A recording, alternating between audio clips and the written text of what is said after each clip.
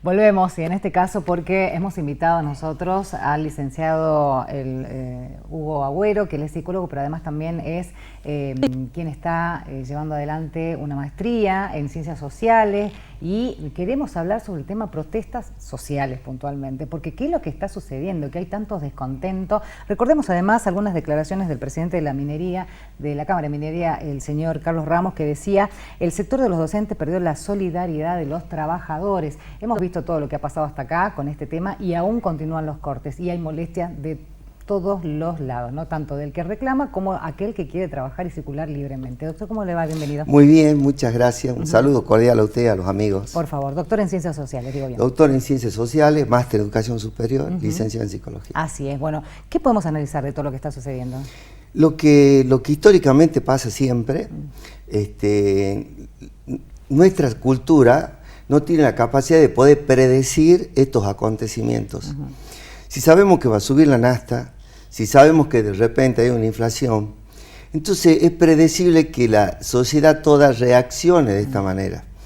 Entonces no tenemos mecanismos de prevención o de negociación que nos ayude a que no lleguemos a tan lejos y que se vulnere diferentes zonas de nuestra cultura, de nuestra sociedad. Entonces parecería ser que ya no es una protesta social, es una lucha entre ciertos sectores que quieren trabajar y ciertos sectores que luchan porque quieren ganar mejor, y se protesta ante un empleador, que en este caso sería el gobierno. Sí. Y ahí es donde no tenemos los mecanismos de articulación necesarios para que veamos de qué manera no nos lastimemos entre nosotros, que no sea una lucha entre trabajadores versus trabajadores. Es allí donde estoy notando que no hay una gestión que pueda acercar las diferentes posiciones de los tres sectores. Entonces hay como un imaginario, o real, no sé, fue fundado en lo real, del trabajador estatal, en donde se piensa que el funcionario político, el que nos gobierna, algo hace con la plata que no sabemos qué, por ejemplo. ¿Qué pasa? Que se distribuye mal. ¿Qué pasa? Que este sector gana tanto y nosotros ganamos menos, por ejemplo. Esa es la disputa, ese sería parte del imaginario de la travesía del fantasma, parte.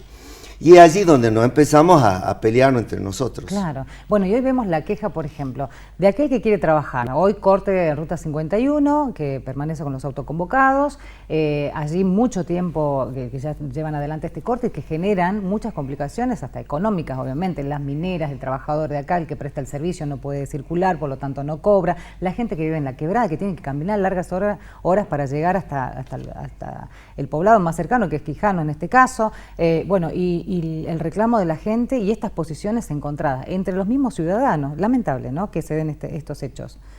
Totalmente. Aparte los conflictos, porque no tan solo son dos partes donde no se ponen de acuerdo, que en este caso sería los empleados estatales y el empleador estatal, sino que afecta a otra parte que no tiene nada que ver, que sería un tercero que se vendría a sumar para la protesta, que ya no sería protesta. En este caso sería, estamos luchando para lograr algo, pero no una protesta social, quiero decir. Ya no es una protesta de la sociedad toda, sino una protesta de un sector. Entonces, hay partes de la sociedad en donde ya no está acompañando esta protesta, que al principio lo pude haber visto con simpatía, si lo vamos a ayudar, muchachos, estamos con ustedes. Pero se va desgastando ese vínculo con estas otras personas que ustedes decían, que son privados, que quieren ir a trabajar. Entonces cada vez el apoyo es menos, como por ejemplo cada vez el apoyo es menos de los papás de los alumnos, como cada vez el apoyo es menos de los mismos alumnos. Entonces ya nos vamos encrispando entre nosotros mismos. Ya hay un problema entre el vecino, por ejemplo. Yo vivo acá, trabajo en la minería y resulta que acá tengo este otro que está en el centro de salud más próximo y vivimos en el barrio, por ejemplo. Entonces ahí ya la lucha se va por otro lado, que sos un traidor, que no podés, y aquellos mismos que no se suman a la lucha, sí, porque vos no estás. Entonces hay una especie de presión que ya no se soporta en el ambiente. Claro, bueno, y ahí pierde legitimidad el reclamo, vamos a decir. porque se empieza a desvirtuar absolutamente todo. Claro, si no? Nosotros decimos que todo lo legítimo es aquello que tiene representatividad, el asunto es que estamos representando a quién. Claro. Entonces solemos escuchar, bueno, nos ponemos de acuerdo nosotros, estamos de acuerdo, decimos. Sí. Salimos de ahí, pero tenemos que hablar con nuestras partes para ver si las partes aquí nosotros representamos están de acuerdo con lo que nosotros ya nos pusimos de acuerdo con ustedes. Entonces ahí es donde más o menos está media confusa la cosa. La verdad que es muy confuso, porque digo, hay un sector que exige tener la presencia del gobernador, vamos a decir, que no manden ministros o que no manden de segundas líneas, ¿sí? ¿Por qué? Porque no son los que tienen la lapicera. Pues también vamos a decir que uno o dos o la mesa chica de autoconvocados que pueda reunirse con el gobernador tampoco tiene la lapicera, entendemos, porque tiene que ir a reunirse en una asamblea para definir si es que lo que se ha planteado va a ser, digo, acompañado por todo el resto. O sea, estamos en las mismas posiciones, pero bueno, hay sectores que insisten con esto, ¿no? O sea, quieren diálogo, se da el diálogo, pero en realidad después es como, no, si no es el gobernador, no es nadie, ¿no? Estas posiciones tan cerradas también, digamos. Está lo que usted habla de legitimidad. Yo de repente voy representando a un grupo, charlamos los dos, y después vuelvo a charlar con el grupo a ver si están de acuerdo en lo que yo ya he acordado con vos, o vemos qué ocurre. Claro. Entonces otra vez el desgaste, otra vez la lucha, otra vez la charla, y ahí no salimos de ese círculo vicioso.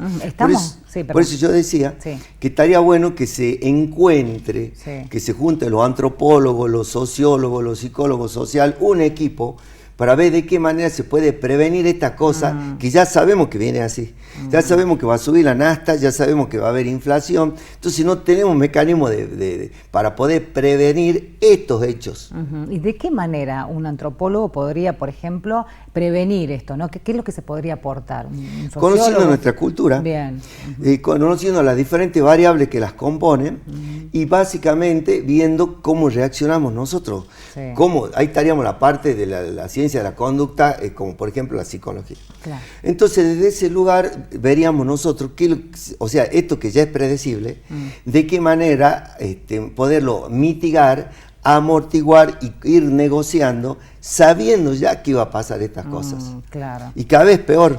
Cada vez peor. Es cierto, ¿no? Bueno, y ahí se dio lo que es la ley antiprotesta que le llaman, que bueno, un poco también generó un poco la reacción, peor todavía, digo, de la gente en sí, ¿no? De la ciudadanía, del sector que venía manifestándose, eso también, que si bien tiene lo suyo dentro de eso que se habla de la mediación, para no llegar, digo, a un inconveniente como el que vimos, despeje de ruta y demás, hay una mediación en el medio, eso sería, digamos, algo correcto y algo que podría prevenir los cortes que tenemos hoy, ¿no? Lo que pasa es que la mediación se da durante, o cuando ya ha pasado el incidente o está pasando. Esto sería antes de que pase. Perfecto. Entonces nosotros ya sabemos, por ejemplo, que va a subir la nafta. Y sabemos que al subir la nafta sube todo.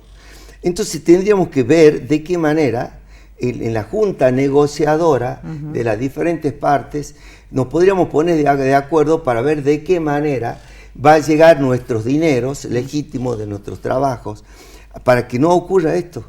Y esta lucha entre aquel que quiere trabajar y el que no quiere trabajar de los diferentes sectores. Entonces parecería que hay tres sectores que están en conflicto. Bueno, es para seguirlo hablando, doctor, lo vamos a invitar de nuevo, ¿le parece? Bueno, me encanta. Que hay muchas cosas para analizar desde su lugar, obviamente, no como psicólogo, sino obviamente como doctor en ciencias sociales. Sí. Muchas gracias por venir. A usted doctor, muchas gracias. Nosotros nos encontramos la próxima semana. Gracias por estar.